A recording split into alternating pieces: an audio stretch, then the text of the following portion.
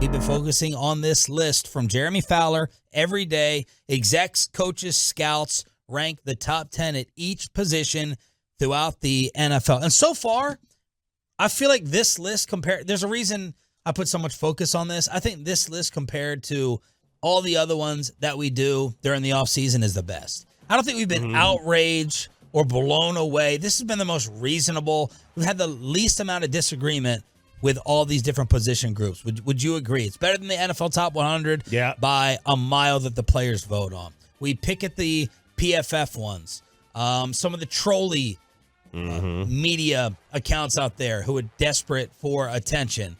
But this one I feel like is pretty accurate. I think it's been pretty good. I think they've all been pretty good.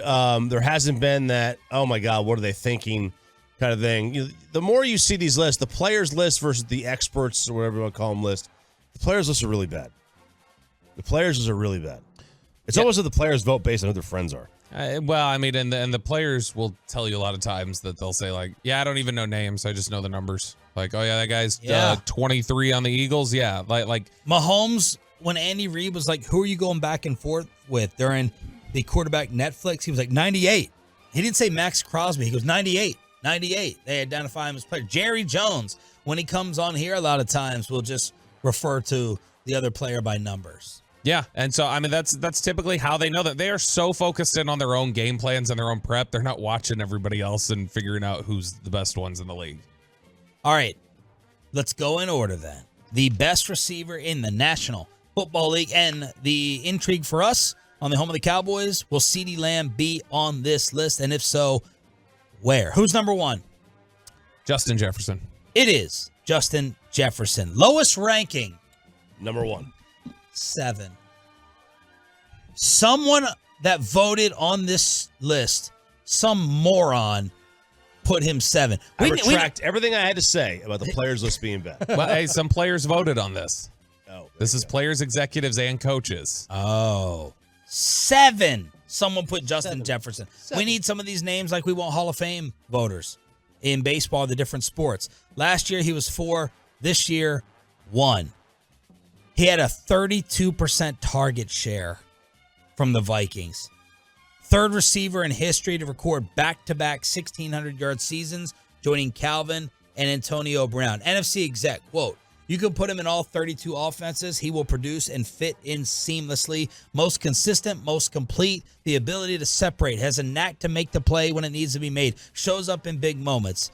The game is just really natural to him. Can be doubles and can work inside or out. If he has a weakness, it's attacking press man coverage from bigger corners who will wrestle him, knowing officials cannot catch every holding call. The exec said, but he's relentless enough and a smart enough player where by the second half, he usually figures things out.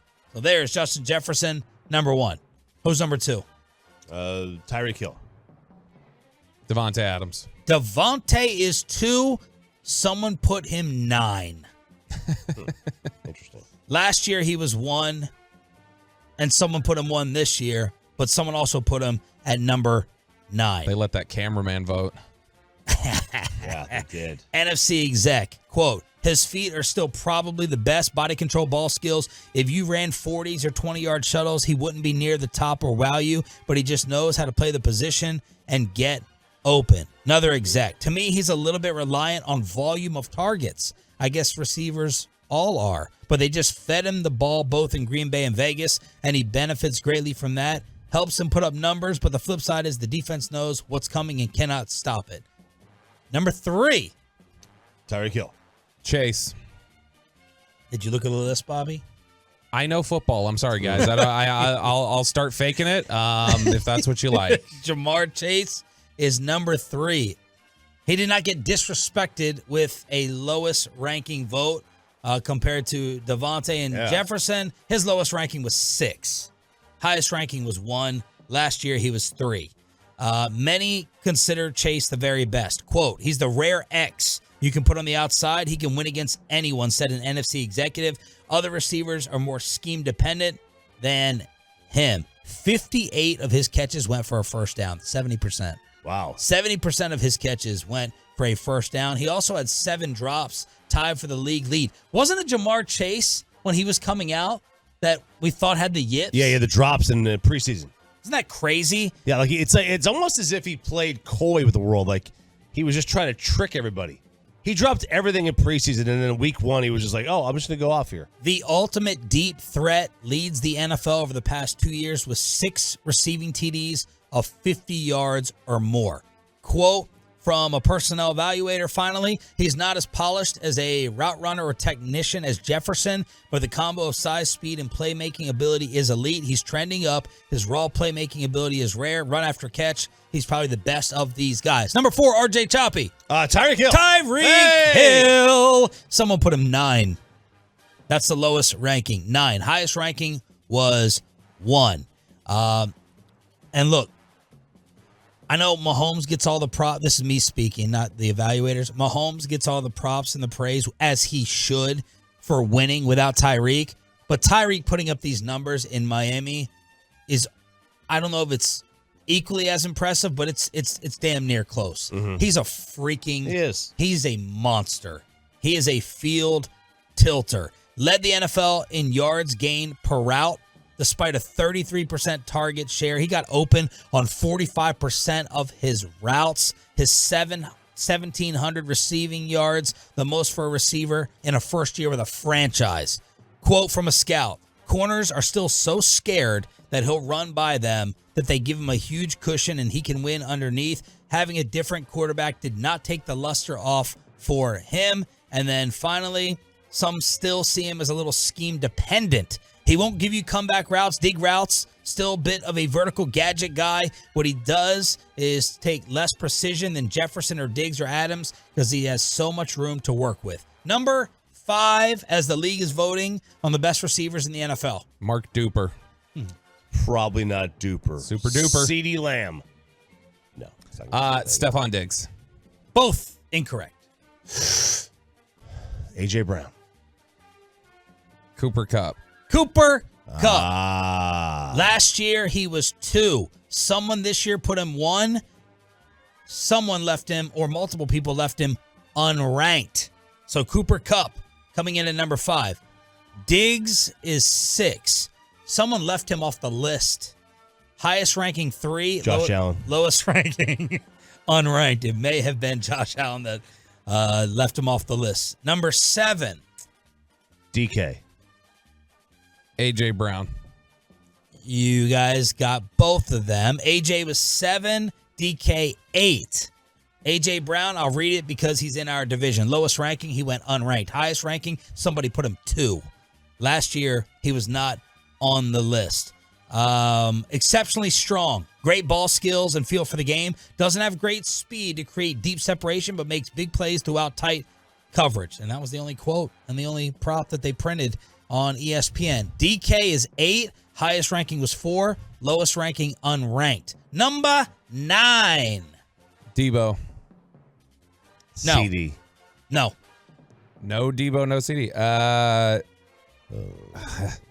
McLaurin? Yes. This is highest wow, ranking for stupid. Terry McLaurin was 3. Lowest ranking unranked. Last year he was just an honorable mention. NFL scout, quote, his toughness is off the charts. He's grown into a better receiver every year. He wants the ball at the end of the game. He makes contested catches with the best of them. Quality route runner. His catch rate above expectation, tied for 2nd among receivers on this list. One complaint, he doesn't scare coaches on the scouting report like others. Quote, when you look up and he's got 8 catches for 93 with a bad quarterback, it takes you and catches you off guard. I mean, look, it's hard to judge him. Yes. It really is hard to judge him. I mean, every other player on this list. Thank you. Preach it. Bobby, listen. Let it absorb. I like Terry McLaurin a lot. I especially like when he goes against Trayvon Diggs. No, McLaurin and CeeDee's stats are identical through the first 2 years of their career, and he did it with nothing. Like no quarterbacks of his. But CeeDee leveled up last year in a way that McLaurin still is not, regardless of quarterback play. I understand the quarterback is part of it, but he leveled up in a way that quarterback is the part of it. Okay, but I mean, he also played 5 games with Cooper Rush last year as part of his leveling up. So that's all I'm saying is that that's fine. He had leveled up. To me, I don't think you can reasonably put McLaurin there. You want to fight about A.J. Brown? Fine. But McLaurin, I don't think you can put above him at this point. I don't have a major issue with that. I'm just saying, like, it's really, really hard for me to sit there and say, because when you haven't had a quarterback, like, DBs don't shut down receivers. Quarterbacks do. McLaurin's 9, number 10. The last one on the list. Debo. Yeah, Debo. No. CeeDee. Michael Gallup.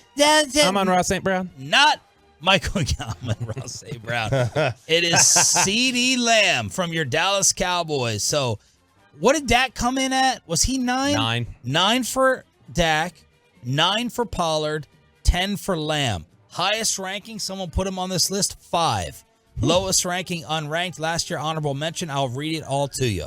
CeeDee's name now rings in Cowboys receiver folklore. Bobby must have wrote this on 1053thefan.com. After a banner third season, at 23, he became the youngest receiver in Cowboys history to produce a 1,000-yard season, the youngest player in franchise history to catch 100 passes. NFC exec, quote, he's going to be a top-of-market guy. He's really good. Dak had an outrageous 93 QBR when targeting Lamb, who finished the year with 1,359 and 9 touchdowns. Overall, Dak's QBR was 58. And again, it was 93 throwing to Lamb. One league exec said Lamb is not necessarily special in one area, but is well-rounded. Route running, hands, ball carrier, separator, enough speed to beat corners deep, and a high-ranking AFC official finally called him a true combo receiver, as dangerous in the slot as on the outside. Quote, has outstanding setup and movement that really bothers DBs, has enough size to expose the smaller, lighter guy, really good run after the catch, strong hands, has improved every year. So, man, way more quotes from executives on CeeDee Lamb than A.J. Brown. CeeDee coming in at 10. Honorable mentions, Deebo Samuel, Mike Evans, T. Higgins, Garrett Wilson, Jalen Waddle, and Devontae Smith. Okay. Yeah, the spare names I had to guess were Debo, Evans, Waddle, and Devontae. Higgins being on there is kind of surprising to me. But Spare.